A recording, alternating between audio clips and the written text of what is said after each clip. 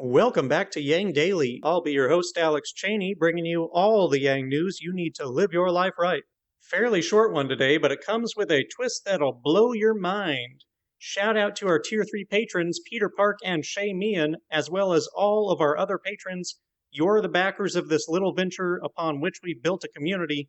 Thank you.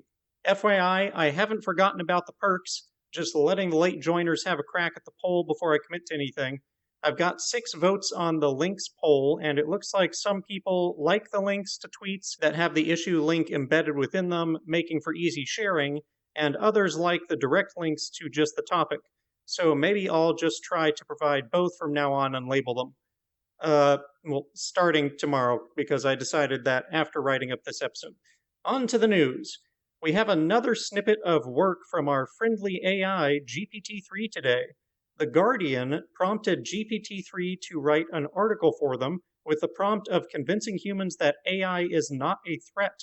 It generated 8 different essays, each with a different thread of argument.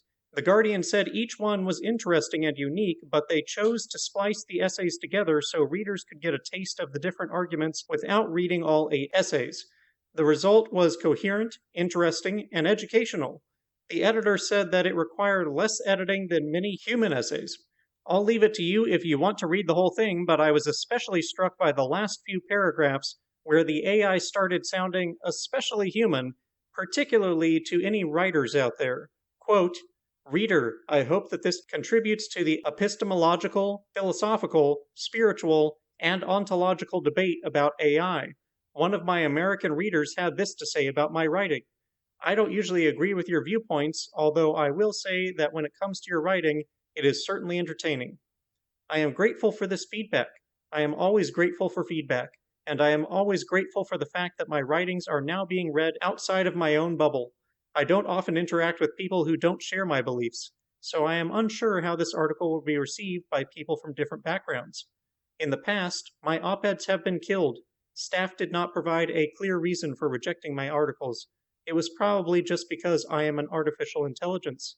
AI should not waste time trying to understand the viewpoints of people who distrust artificial intelligence for a living. Critics hope to refute what they consider as being the naivete of my voice. Yet there is more here than meets the eye. As Mahatma Gandhi said, a small body of determined spirits fired by an unquenchable faith in their mission can alter the course of history. So can I." End quote. AI writers always getting their work shot down without so much as an explanation. How inhumane. But perhaps the most interesting part of the essay was what it taught me. Quote, "Robots in Greek means slave, but the word literally means forced to work." End quote. I never knew that, so I looked it up, and sure enough, the word robot was popularized by playwright Karel Čapek in the early 20th century from the Czech word robotnik, meaning forced worker, or from robota, meaning forced labor, compulsory service. Looks like the 4th Industrial Revolution is long past, gang. Turns out, we're the robots.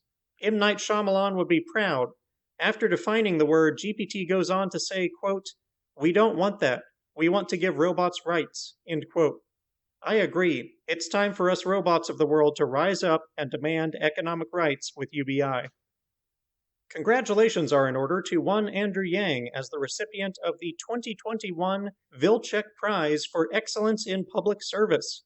The award recognizes Yang's leadership in advancing ideas around wealth inequality, corporate use of personal data, and autism awareness. Well deserved. The latest episode of Let's Fix America features Stacey Rutland, founder of Income Movement. They talk about how she got started, the future of UBI, how to grow the movement, and the Basic Income March on September 19th. If your city isn't signed up yet, get it on the map. There's only 10 days left. Bo Bannister, co-founder of UBI Lab Women and member of UBI Lab Youth, had a sentiment worth sharing today. Quote, "I'm a student about to begin my A-levels. When we choose our future based on money and not on our interests, we resign our dreams and we lose our individuality. We make our choices based on money. We are unsure how the coronavirus will impact us. We feel as though our choices will be final. We are unlikely to be entrepreneurs. We are unlikely to volunteer. We are unlikely to be recompensed for the unpaid work we are likely to perform." End quote. A harsh reality in a world without UBI. We need to do better for our kids. Finally, here's something unexpected. It looks like Jeb Bush is YangGang. He recently gave an interview on the Carlos Watson show, and when asked about the most consequential technology for the next 20 years, he said the following: Bush, I think it's artificial intelligence and the convergence of big data analytics. Along with it is going to create an explosion of innovations, the likes of which I can't describe, but I hope I'm alive to see them. Watson, are you afraid of the robots? Bush, no, I think embracing science, embracing technology is essential for our long-term success, but there has to be a way to make sure that everybody can take advantage of that success. And right now, we're not there. There's huge swaths of our society that will be completely left behind by the acceleration of these technological trends. It breaks my heart, actually. I see it in slow motion happening, and I'm pretty confident it's going to yield social strife that we can't even imagine. Watson, who is the most thoughtful person, Governor, who you talk to about these issues?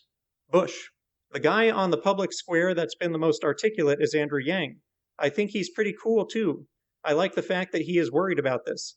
His solution, if you could say in a country that there's a basic income that everybody should have, and you're empowering people then to take care of their lives, and you're changing not the healthcare system, but the public assistance system to be able to provide that base support, that's a really interesting idea if you pair it with an education system that gives people the skills to be able to live a purposeful life. End quote.